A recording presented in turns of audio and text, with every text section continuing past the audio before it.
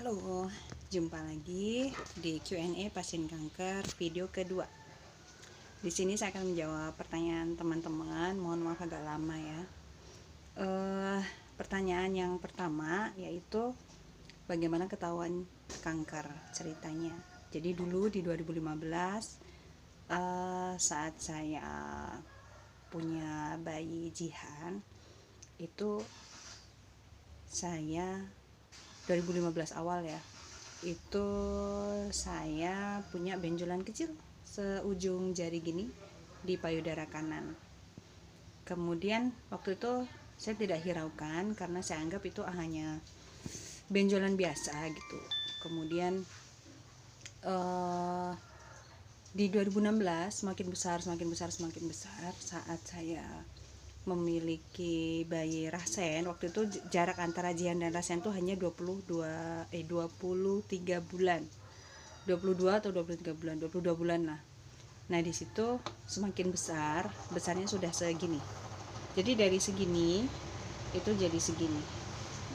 Dan dari awalnya tidak sakit, waktu itu di September 2016 saya sudah merasakan kalau capek itu pegel, nyeri-nyeri gitu. Karena saya juga kalau kerja kan bawa ransel tuh berat, bawa motor kemana-mana. Karena udah resah gitu, saya udah akhirnya minta izin suami untuk periksa ke puskesmas. Saya periksa waktu itu ke puskesmas desa, ketemu dengan dokter Andi. Kemudian oleh beliau dirujuk ke rumah sakit. Beliau waktu itu nanya mau dirujuk kemana. Saya jawab terserah dokter aja, saya dari dokter aja. Karena saya tidak tahu harus periksa kemana dengan kondisi sakit yang seperti ini. Akhirnya beliau memberikan rujukan ke rumah sakit khusus bedah Sudirman di Jogja.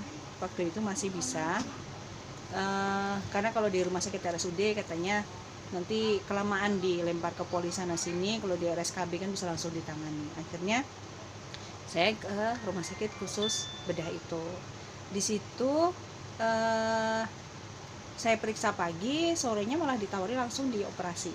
Tapi karena saya ada bayi 2, jadi saya minta ditunda 2 hari kalau nggak salah. Akhirnya 2 hari persiapan saya nyiapkan di rumah, akhirnya saya operasi. Saya pikir waktu saya sudah sadar itu penyakit saya udah hilang gitu, nggak taunya benjolnya itu hanya diambil sedikit, dari segini itu hanya diambil sedikit untuk dibiopsi ke lab patologi. Dan di kontrol berikutnya, begitu hasilnya sudah keluar, di kontrol kedua itu dokter hanya ngendiko bahwa saya harus dirujuk ke rumah sakit dengan peralatan dan dokter yang memadai atau yang sesuai. Waktu itu dokter tidak ngendiko kalau itu kanker, dan suami saya diem aja.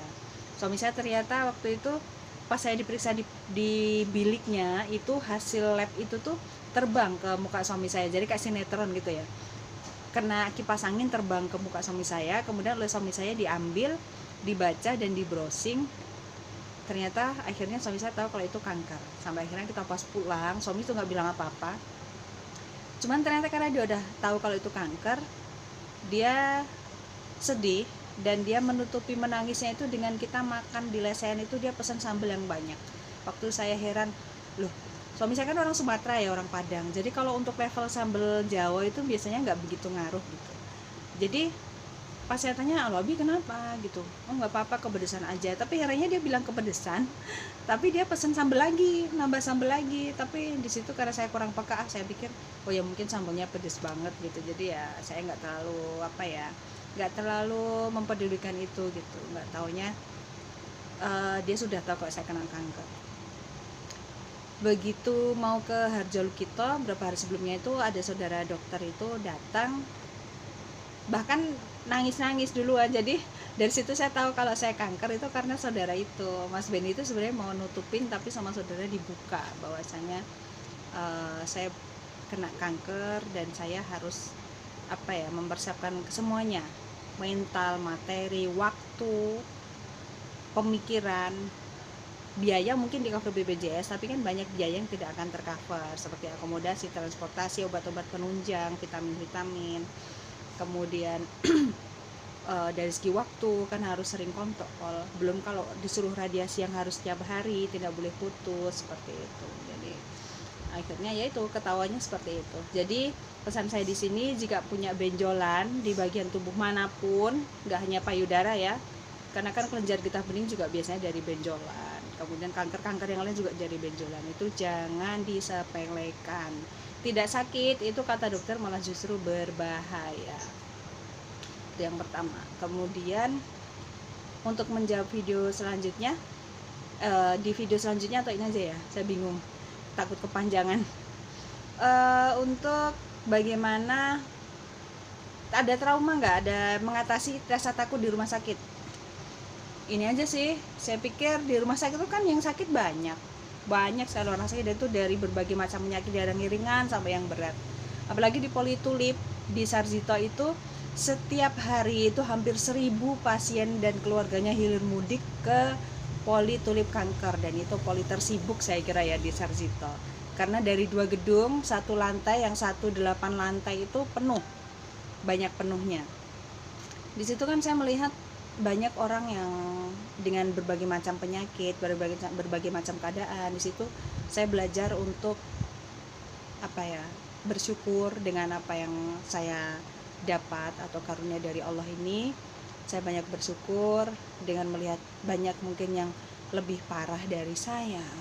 Kemudian meskipun saya juga stadium 4, tetapi paling tidak saya tidak ada luka terbuka, tidak ada istilahnya ya di dalam sih sakitnya emang nggak kelihatan, karena orang kalau lihat saya tuh kayak kayak orang nggak sakit gitu katanya gitu ya. Tapi saklar syukurnya itu, kalau pengen banyak bersyukur, mainlah ke Tulip Kanker Sarjito, itu luar biasa pembelajaran yang bisa diambil. Kemudian kalau untuk penyemangat itu, anak sih ya, anak 4 itu penyemangat saya yang terbesar gitu. Saya harus tetap berusaha apapun itu demi anak gitu. Sekarang pun saya sudah tidak terlalu memikirkan tentang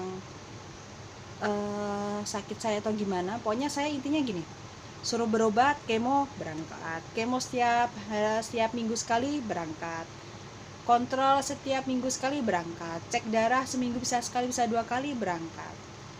Jadi ya dijalanin aja dengan senang hati gitu. Dulu kalau pas lagi kumat jeleknya itu ya jenuh, bosen ada, cuman saya pikir kalau saya berhenti berobat dan saya diam saja, itu saya menyiksa diri sendiri dan juga akan menyusahkan keluarga saya. Tapi kalau saya tetap berangkat, apapun yang terjadi, paling tidak saya sudah berusaha maksimal. Dan saya sering dengar pengajian itu kan, bahwasanya ikhtiar berobat itu yang didapat untuk mendapatkan pahala itu dari ikhtiar itu gitu loh intinya. Jadi bukan hanya sabar ikhlas menerima saja, tetapi ikhlas menerima terus diam aja, tidak, tapi ikhlas menerima, tetap bersyukur, dan tetap berusaha untuk berobat. Apapun endingnya yang terjadi dengan diri kita, itu sudah hak prerogatifnya Allah. Itu aja sih. Mungkin nanti kalau ada yang perlu ditambahkan, saya tambahkan di video selanjutnya. Saya mohon izin dulu, sampai jumpa di Q&A video ketiga. Makasih.